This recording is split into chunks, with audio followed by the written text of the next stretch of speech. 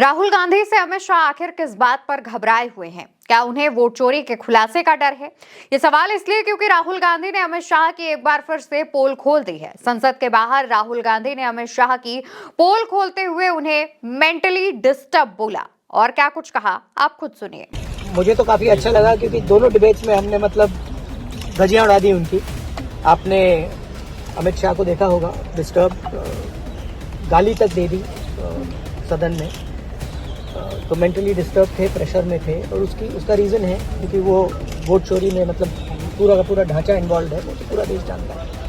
दोस्तों, राहुल गांधी संसद परिसर के बाहर जब आते हैं तो तमाम पत्रकारों से बातचीत में काफी हंसते हुए, काफी नॉर्मल अंदाज में ये बात कहते हैं कि अमित शाह उनकी बातों का जवाब नहीं दे रहे थे, गोलमोल बातें घुमा रहे थे, वो काफी प्रेशर में लग रहे थे, मेंटली डिस्टर्ब नजर आ रहे थे। राहुल गांधी जिस तरीके से, जिस अंदाज में ये बात कहते हैं, वो बात भाजपाइयों को बहुत चुभने वाली है। जी हाँ, क्योंकि उन्होंने जिस तरीके से अमित शाह को लेकर के ये बयान दिया है, उस पर अब भाजपा कोई मुद्दा बना सकती है।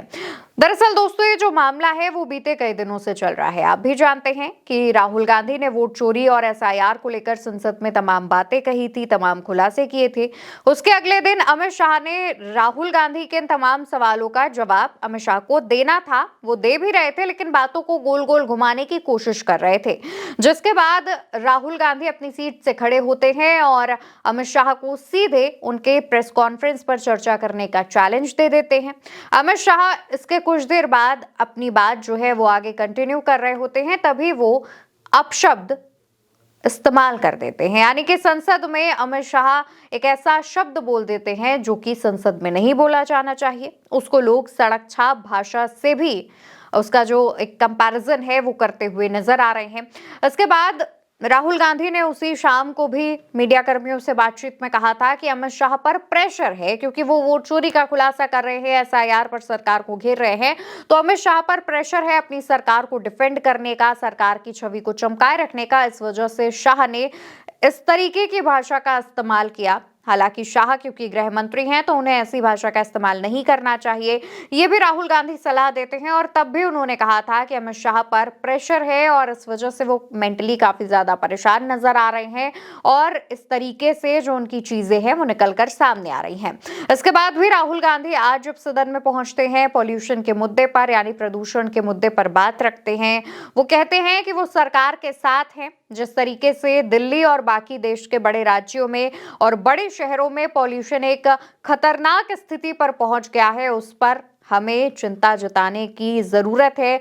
हमें राजनीति से इतर हटके एक बैठक करनी चाहिए और उसमें ये सुझाव देखने चाहिए कि आखिर इस स्थिति से, इस परेशानी से कैसे निपटा जाए। इसको लेकर राहुल गांधी बात रखते हैं। प्रदूषण के मसले पर वो सरकार से चर्चा करने की मांग करते हैं, संसद में इस बात को वो दोहराते हैं और इसके बाद जब संसद से बाहर आ रहे होते हैं तो तमाम मीडियाकर्मी उन्हें घेर लेते हैं, तमाम सवाल करते हैं और दोबारा से अमित शाह पर उनका बयान जानने की कोशिश करते हैं, और जो कि राहुल गांधी ने अपना बयान बता दिया था। हालांकि इसके बाद राहुल गांधी ये भी कहते हैं कि पॉल्यूशन एक गंभीर मसला है, उस पर एक सकारात्मक चर्चा होनी चाहिए संसद में। अब राहुल गांधी के इस बयान को लेकर के सोशल मीडिया पर कांग्रेस ने पोस्ट भी किया है। कांग्रेस की तरफ से लिखा गया, हमने संसद में हुई वंदे मातरम और एसआईआर की डिबेट में सत्ता पक्ष की धज्जियां उड़ा दी। अमित शाह सदन में मेंटली डिस्टर्ब थे, बहुत दबाव में थे, उन्होंने सदन में गाली तक दे दी।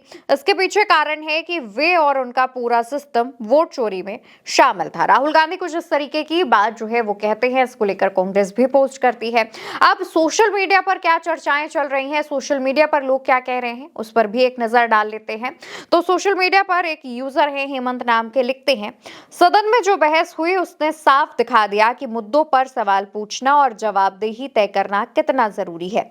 विपक्ष का आक्रामक रुख और सत्ता पक्ष की बेचैनी दोनों ही लोकतांत्रिक प्रक्रिया का हिस्सा है, लेकिन किसी भी बहस में भाषा और मर्यादा का टूटना निश्चित रूप से चिंता की बात है। आखिर में लोकतंत्र तभी मजबूत होता है जब दोनों पक्ष तथ्यों, प्रमाणों और पारदर्शिता के साथ अपनी बात रखते हैं और जनता के सवालों का ईमानदारी से सामना करते हैं। वहीं एक और यूजर लालजी देसाई हैं जो कि लिखते हैं, ये सिद्ध करते करते कि भाजपा वोट चोरी नहीं करती, अमित शाह सदन में गाली देते पकड़े गए। सदन में अमित शाह का भाषण वोट चोरी को पकड़े जाने को लेकर घबराहट और चुनावों में की गई बेईमानी को बेनकाब करता है। एक और यूजर हैं जो कि कांग्रेस की नेता भी हैं, रितु चौधरी, लिखती हैं, अमित शाह ने पार्लियामेंट में साला शब्द का प्रयोग किया, लेकिन गोदी मीडिया बिल्कुल चुप है। वहीं अगर कांग्रेस के किसी नए सांसद से गलती से भी ऐसा हो जाता तो गोदी मीडिया के चाटुकार सीधे राहुल गांधी जी और सोनिया गांधी जी का इस्तीफा मांगते हुए नेहरू जी के संस्कार पर चले जाते। जाहिर तौर पर यहाँ पर कांग्रेस के जो नेता हैं, सोशल मीडिया के जो बाकी के तमाम यूजर्स हैं, बिल्कुल सही और सटीक बात कह रहे हैं। सोचिए अगर यही बात जो है वो किसी और पक्ष की तरफ से कही गई होती, यानी किसी और पार्टी के किसी नेता ने मान लीजिए कह दी होती, तो इस बात को सत्ता पक्ष काफी बड़ा मुद्दा बनाता। आपने हाल ही में बिहार में भी देखा कि जिस मंच से प्रधानमंत्री मोदी की मां का अपमान करने की बात कही जा रही थी, उस मंच पर किसी भी पार्टी का कोई भी नेता मौजूद नहीं था, लेकिन उसके बावजूद भाजपा ने इसको एक बड़ा मुद्दा बनाने की कोशिश की, पूरा बिहार तक बंद करवा दिया।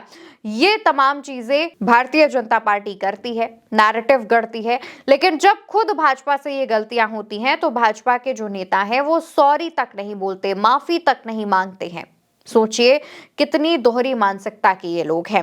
फिलहाल राहुल गांधी लगातार अमित शाह को घेर रहे हैं, खासतौर पर अमित शाह ने जब से वो गोलमोल तरीके से जवाब दिया है, अपशब्द का प्रयोग किया है, तब से सोशल मीडिया पर भी अमित शाह की ट्रोलिंग जारी है। देखने वाली बात होगी कि आगे आने वाले दिनों में राहुल गांधी और किस तरीके से और किस अंदाज में भारतीय जनता पार्टी को घेरते हुए नजर आते हैं। फिलहाल के लिए हमारी इस खबर में इतना ही। याद से आप खबर को शेयर कीजिएगा, चैनल को सब्सक्राइब करिएगा, अपना और अपनों का ख्याल रखिएगा। नमस्कार।